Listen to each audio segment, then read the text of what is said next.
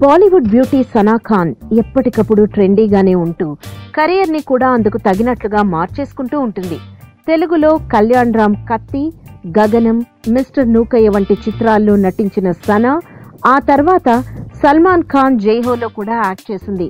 వెంటనే వజా తుమ్ హో అంటూ అడల్ట్ మూవీ చేసి అందర్నీ ఆశ్చర్యపరిచేసింది కూడా. ఈ 28 ఏళ్ల ట్రెండీ బ్యూటీ ఢిల్లీలో డ్రెస్సింగ్ పై పెద్ద లెక్చర్నే ఇచ్చేసిందంట.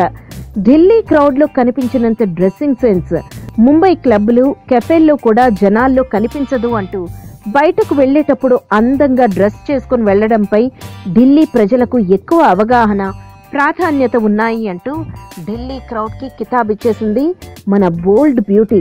ముంబైని కంపేర్ చేస్తే ఢిల్లీలో డ్రెస్సింగ్ చేసుకునేటప్పుడు తాను చాలా కేర్ తీసుకుంటుందట. లేకపోతే తక్కువ స్థాయిలో ఉన్న ఫీలింగ్ కలగడం అయితే ఖాయం అంటోంది. పార్టీల కోసం మాత్రమే కాదు, రొటీన్ లైఫ్ విషయంలో కూడా ఇక్కడి జనాలు డ్రెస్సింగ్ కు ఇంపార్టెన్స్ ఇస్తారు అని చెప్పింది సనా ఖాన్.